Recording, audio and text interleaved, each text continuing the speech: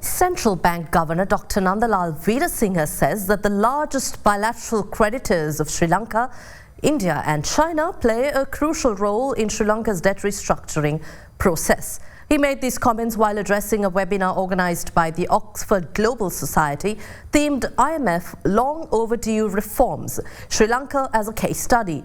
Meanwhile, joining the discussion, former director of IMF's Institute for Capacity Development and member of the Presidential Advisory Group on Debt Restructuring, Dr. Sharmini says that the International Monetary Fund should have played a more critical role in bringing Sri Lanka's external creditors together, as the current power imbalances in the world have complicated and prolonged the discussions of Sri Lanka's debt restructuring program.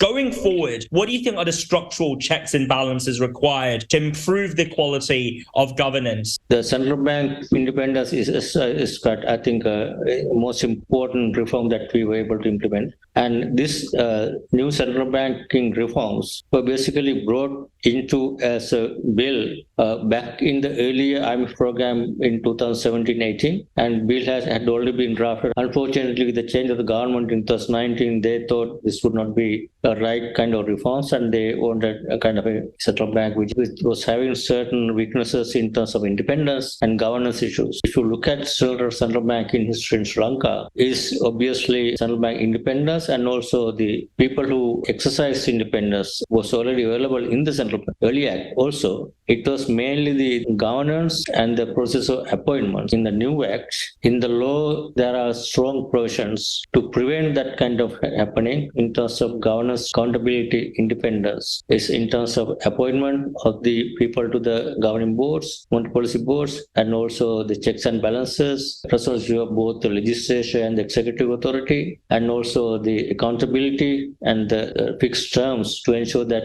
once the boards are appointed, they have sufficient independence and cannot be influenced, both financial independence and the policy independence, and obviously more strong accountability provisions. Do you see a role for India and China in the recovery process as Sri Lanka emerges from the past few years of turmoil? Obviously, India and China both are very important partners, especially when it comes to debt restructuring. Both are our bilateral creditors. China has a big exposure. India also has a significant exposure. We need the support from both. I think we can see one of the reasons why there has been some delay in providing financing assurances, and also going forward, some of the understanding of the restructuring has also been this kind of geopolitical, maybe playing a role there. That's why I think IMF and OCC, Official Credit Coordination, and I know this G20 initiative, as I mentioned earlier, Global Sovereignty Roundtable, trying to bring in kind of a framework and open transfer and procedures and the framework to ensure countries like us, those who are basically having exposure to both the geopolitical powers, and how to move forward without having suffering for longer periods. That's a very important reform. I think in our case, we have been able to relatively short time compared to some other countries in the same situation. But I think still it has taken a longer time than what we expected. We hope that things will move, and with the support from both India and China going forward. One point that was raised just then in your comments, Reza, was the power asymmetry in a post-default. If you could pick out perhaps specific moments or parts of the ongoing process in Sri Lanka that the IMF could have done differently, and what that tells us with regards to the navigation of the complex power dynamics here between Sri Lanka and the other national parties and creditors that are involved here. I would say there were times, for example, when we had the draft level agreement that happened in September.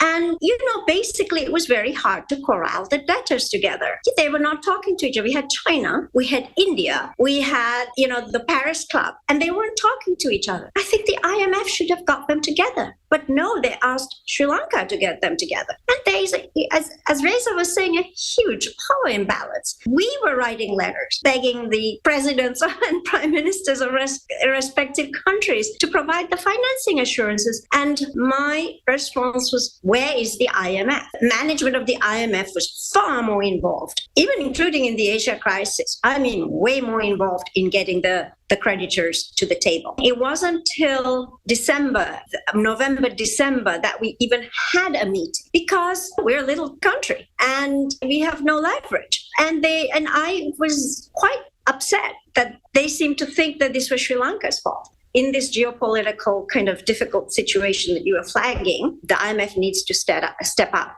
more strongly on protecting debtor